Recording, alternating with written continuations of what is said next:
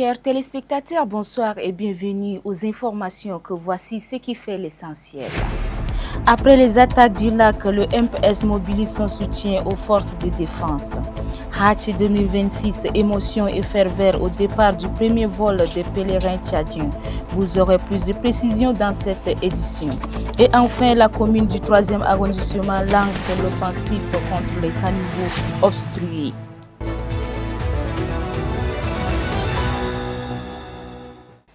Mesdames et messieurs, bienvenue au développement. Une délégation tchadienne conduite par le ministre de l'Élevage et de la Production animale, professeur Abderrahim Awad Ateib, a séjourné au Brésil du 25 avril au 6 mai 2026. Objectif, mobiliser des partenaires et relancer plusieurs projets industriels, dont le complexe avicole de Koundoul. Mbaïrakoula Maxime.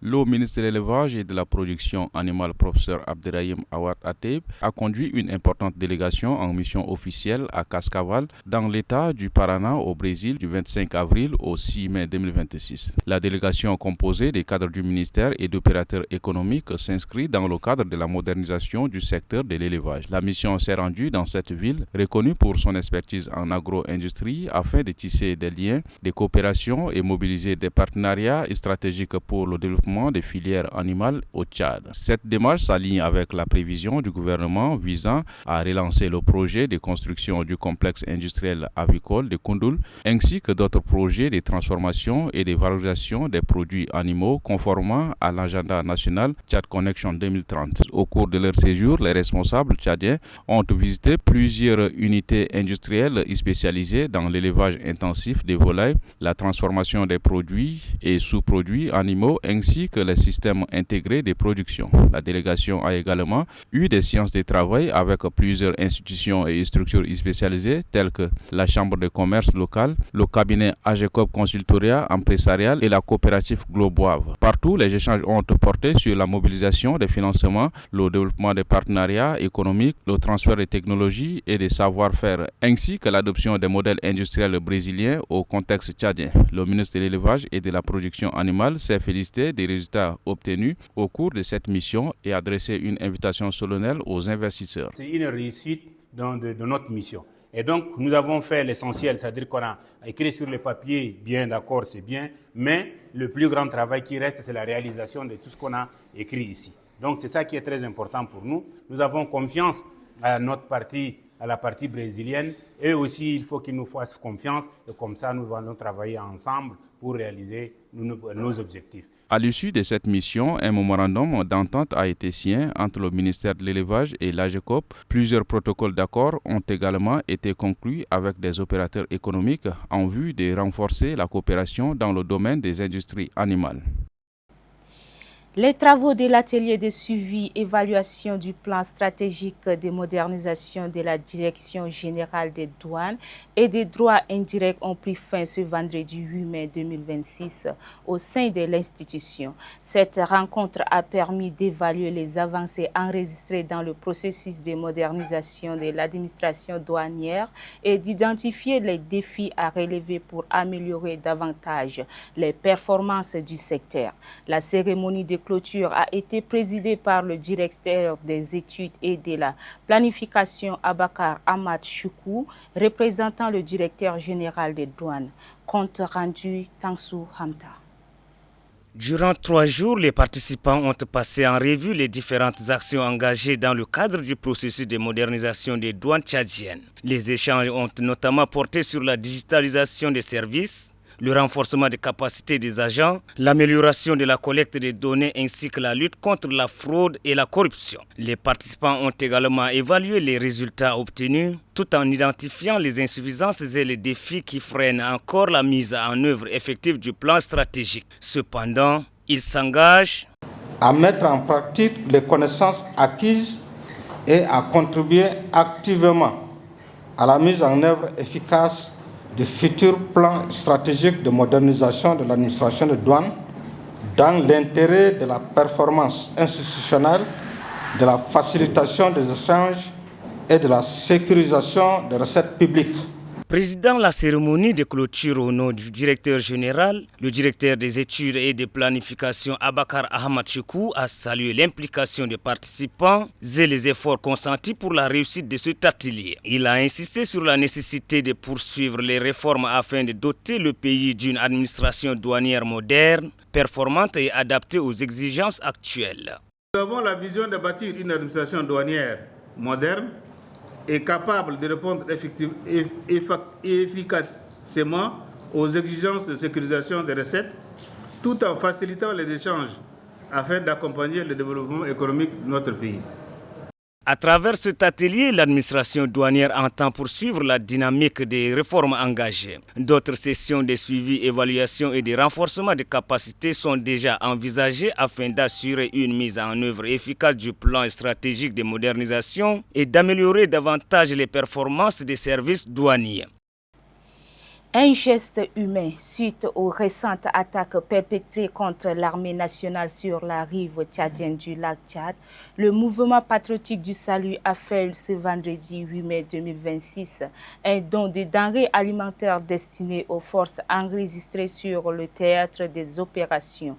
La cérémonie a été suivie d'une visite de soutien et d'encouragement aux soldats blessés hospitalisés à l'hôpital militaire de N'Djamena. Le point avec Parus Mekila Odette.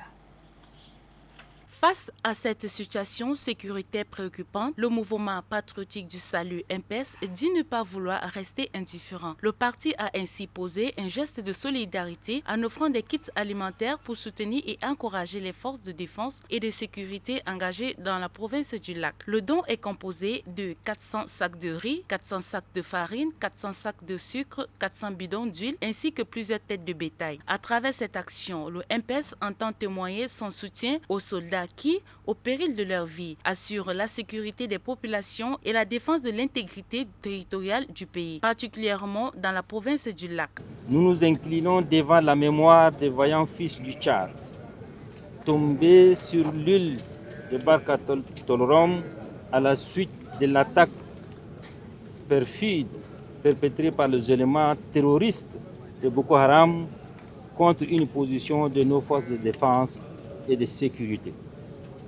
En cette circonstance douloureuse, le mouvement patriotique du salut adresse ses condoléances les plus attristées à son Excellence, Monsieur le Président de la République, chef de l'État, chef suprême des armées, le maréchal Mohamed Idriss Déby Itno, et à toute la chaîne du commandement de l'armée nationale, ainsi qu'aux familles éprouvées de nos martyrs, dont le sacrifice héroïque demeurera à jamais gravé dans la mémoire nationale.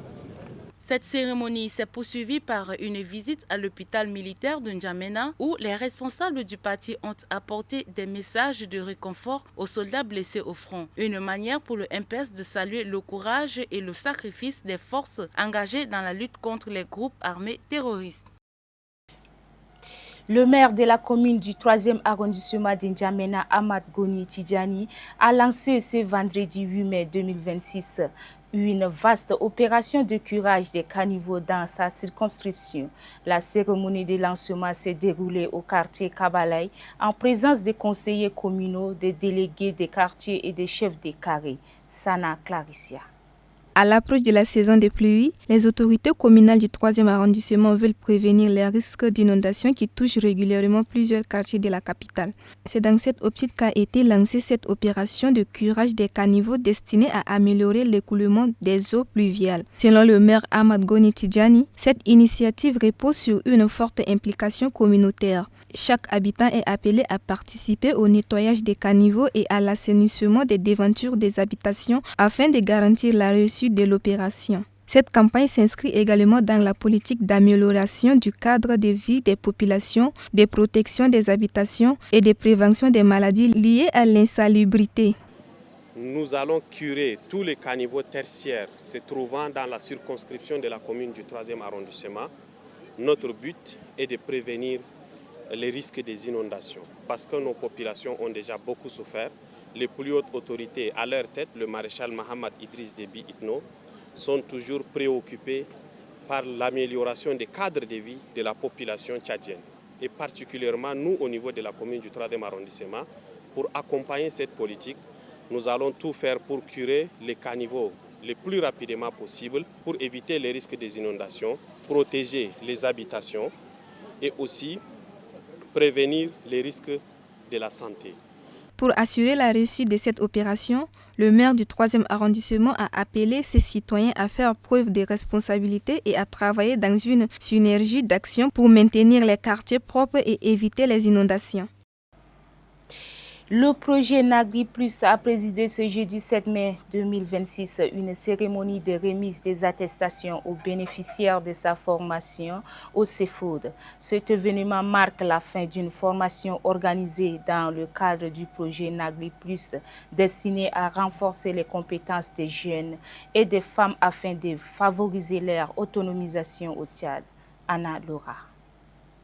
Le projet Nagri Plus a officiellement remis ce jeudi au Centre d'études et de formation pour le développement des attestations à 99 jeunes bénéficiaires ayant suivi une formation axée sur le renforcement des compétences professionnelles. Entièrement financée par le Fonds international de développement agricole, cette formation s'inscrit dans le cadre des actions du projet Nagri Plus qui œuvre pour la promotion de l'emploi des jeunes et des femmes à travers le développement des compétences et l'appui à l'insertion professionnelle. Les bénéficiaires recevront également des moyens de production afin de faciliter leur autonomisation économique. Plusieurs participants ont exprimé leur reconnaissance au FIDA et aux responsables du projet. Pour eux, cette formation représente une véritable opportunité d'accéder au marché du travail et de développer des activités génératrices de revenus.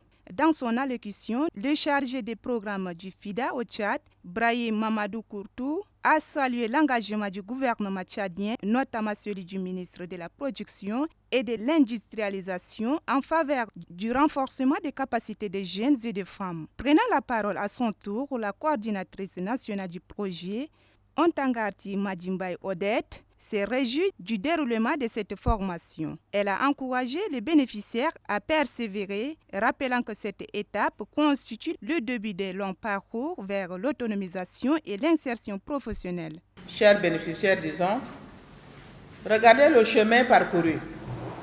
Votre présence ici témoigne de votre courage. Mais ne vous y trompez pas, ce parchemin n'est pas une ligne d'arrivée. C'est votre rampe de lancement. Je vous lance un défi. Ne soyez pas des simples techniciens. Soyez des innovateurs. Soyez ceux qui transforment un produit local en une marque reconnue. De son côté, le représentant du ministre de l'Agriculture, Boukari Mamadou, a souligné l'importance de l'implication des jeunes dans le développement du pays. Selon lui, cette cérémonie dépasse le simple cadre d'une remise d'attestation et traduit la volonté des autorités et de leurs partenaires de préparer une jeunesse compétente et apte à relever les défis de demain. Pour nous, c'est une concrétisation de l'engagement politique de notre président maréchal dans le cadre du bien-être, de la création du bien-être de la population tchadienne. Dans son programme, au 9e chapitre, dans son programme de politique, et dans le chapitre 7, programme du PND, Programme national de développement, la sécurité alimentaire et la formation de la jeunesse, l'entrepreneuriat et l'appui aux femmes font la grande partie de la politique. La cérémonie s'est achevée par la remise officielle des attestations aux participants, dans une ambiance conviviale marquée par des prises de photos, des familles et un climat d'espoir pour l'avenir des bénéficiaires. Les informations se poursuivent. Le premier vol inaugural du Hajj 2026 a quitté l'aéroport international Hassan Diamou ce vendredi 8 mai 2026. La cérémonie de lancement a été présidée par le vice-premier ministre Liman Mahamat, en présence de plusieurs autorités administratives et religieuses, ainsi que des représentants du consulat d'Arabie Saoudite. Le point avec Minganou Djingoul Olga. La cérémonie a débuté par une lecture du Saint-Coran assurée par le président du Conseil supérieur des affaires islamiques, Cheikh Abdeldaïm Abdallah Ousmane. Prenant la parole, le président de l'organe de régulation du pèlerinage, ORGEP, Dokoni Adiker, a rappelé que le pèlerinage est un voyage sacré qui engage à la fois le cœur et le corps. Il a ainsi exhorté les pèlerins à faire preuve de patience, de discipline et de solidarité tout au long de leur séjour en Terre Sainte. Présidant la cérémonie, le vice-premier ministre Liman Mohamed a souligné que le Hajj constitue un des piliers fondamentaux de l'islam. Selon lui, cet événement rassemble non seulement les autorités administratives et religieuses, mais également les familles de pèlerins autour d'un même idéal de la foi et de communion. Pour notre pays, le Hajj demeure assurément un événement d'une importance particulière. Il mobilise l'État, les institutions religieuses, les partenaires techniques ainsi que les familles des pèlerins afin de garantir à nos compatriotes de confession musulmane des conditions de voyage, de séjour et d'accomplissement des rites conformes aux exigences de sécurité et de dignité nécessaires. Le vice-premier ministre a exhorté les pèlerins tchadiens à adopter un comportement exemplaire durant leur séjour, rappelant qu'ils sont des ambassadeurs du Tchad auprès des fidèles venus du monde entier. Pour ce premier vol inaugural, 342 pèlerins ont embarqué de N'Djamena à destination de l'Arabie Saoudite. À noter également que la ministre des Transports et de l'Aviation civile a offert un parapluie à chacun des pèlerins avant leur départ. En province, à l'occasion de l'Assemblée générale élective du CNJT dans la province du Bata, Abdelaziz Ibrahim Ahmad, mandataire de l'organisation, a expliqué les objectifs du CNJT, les critères retenus ainsi que le processus du déroulement des élections. Il a également insisté sur la transparence et la crédibilité de ces scrutins destinés à renforcer la représentation des jeunes au sein de l'organisation. Suivez un extrait proposé par notre correspondance Mansawa Absakin Ramadan. L'objectif est de restructurer les organes de base du CNJT parce qu'un congrès a été organisé du 27 au 28 octobre 2025 à Abéché. Un bureau national a été mis en place et il est normal de restructurer les organes de base qui sont les coordinations provinciales. Le CNJT, c'est le Conseil national de la jeunesse du Tchad. Son rôle est de jouer le rôle d'interface entre les membres qui composent le CNJT et les pouvoirs publics, entre les membres qui le composent et les partenaires au développement, entre les membres qui le composent et les institutions internationales de la jeunesse. Son rôle, comme nous l'avons dit, c'est une plateforme de décision, de concertation et de représentation de toutes les organisations de jeunes qui se sont adhérés au Conseil national de la jeunesse du Tchad. Pour être candidat, le déroulement des dépôts, d'abord, les associations doivent s'adhérer sur la base de données du Conseil national de la jeunesse du Tchad. Et les dépôts, c'est fait par liste, contrairement aux élections passées, les candidatures sont individuelles. Cette fois-ci, 13 membres qui seront élus seront représentés par une seule liste. Et la personne qui se retrouve sur la tête des listes, c'est cette personne qui dépose le dossier de tous les membres qui composent. Et même s'il y a abstention, c'est ceux qui sont à la tête des listes qui vont battre campagne et qui seront élus. Et la personne qui a été élue, c'est sa liste qui doit passer. Les critères retenus pour cette élection sont entre autres, d'abord il faut être de nationalité tchadienne, il faut être âgé de 18 à 35 ans, appartenir à une association affiliée au CNJT, avoir au minimum le bac, maîtriser l'une des deux langues qui sont l'arabe et le français, être mandaté par son association.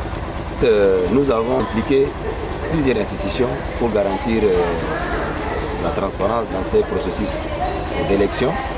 D'abord, nous avons impliqué la délégation de la jeunesse, nous avons impliqué aussi la délégation générale du gouvernement, nous avons aussi mis à contribution les conseils provinciaux tout ça, ça nous permettra de faire un travail inclusif où personne ne doit être laissé à côté. Et comme c'est quelque chose qui va être vu et su par tout le monde, donc je pense que ça nous garantit vraiment un processus apaisé. Les candidatures sont reçues à partir du 5e mois 2026 jusqu'au 8. Et à partir du 10 mai, l'élection aura lieu sur toute l'étendue du territoire national. En actualité internationale de ce vendredi, notre reporter Tchaktra Marilyn Dila revient sur 3 faits marquants. Le méga projet africain du corridor de Lobito, confronté au défi de sa mise en œuvre, la mort de 19 Kenyans engagés sur le front russo-ukrainien avec 32 disparus, ainsi que le soulagement au Cap-Vert après le départ du navire MV ont dû se toucher par une épidémie de hantavirus. Le méga projet du corridor de Lobito, qui relie 3 pays africains, passe progressivement du stade de la promesse à celui des terrains d'essai dans la compétition mondiale autour des minéraux stratégiques, reliant l'Angola, la République démocratique du Congo et la Zambie. Ces corridors ferroviaires et logistiques est présenté comme la réponse de l'Occident à la domination chinoise dans le secteur minier africain. Soutenu plus de 2,7 milliards de dollars d'investigation annoncés, il vise à faciliter l'exportation du cuivre et du cobalt, 2 minéraux essentiels à la transition énergétique mondiale. Toutefois, malgré les ambitions affichées, le projet reste encore en phase de réalisation. Par ailleurs, le ministre kenyan des Affaires étrangères a annoncé jeudi 19 citoyens kenyans avaient perdu la vie en combattant sur le front ukrainien tandis que 32 autres sont portés disparus. Cette déclaration intervient alors que les critiques se multiplient autour des informations faisant état d'enrôlement forcé des Kenyans dans l'armée russe. S'exprimant devant une commission sénatoriale, Musalia Mudavadi a indiqué que le nombre de Kenyans enrôlés dans l'armée russe est passé de 250 à 290. Cependant, selon les services de renseignement kenyans, ces chiffres seraient largement sous-estimés. Ils estiment que plus de 1000 Kenyans auraient été recrutés par des intermédiaires pour leur permettre de faux emplois lucratifs avant leur intégration dans les rangs russes. Au Cap-Vert, la situation revient progressivement à la norme après le départ du navire MV Hondios vers les îles Canaries en Espagne avec près de 150 personnes à bord. Le bateau du croisière n'avait pas été autorisé à accoster au port de Paria en raison de la présence du hantavirus. L'épidémie confirmée le 2 mai a fait au moins 3 morts. Malgré les inquiétudes, plusieurs habitants saluent la décision des autorités capverdiennes. Je pense que les autorités ont bien fait, car si le bateau avait laissé débarquer des gens ici, cela aurait pu poser problème à cause du virus. Mais je suis triste pour les personnes qui étaient à bord, car elles n'ont pas pu descendre à terre pour découvrir cet endroit, a déclaré Edmilson Semedo, ouvrier du bâtiment. C'est ici que prend fin ce journal. Merci de rester en compagnie de nos programmes. Au revoir.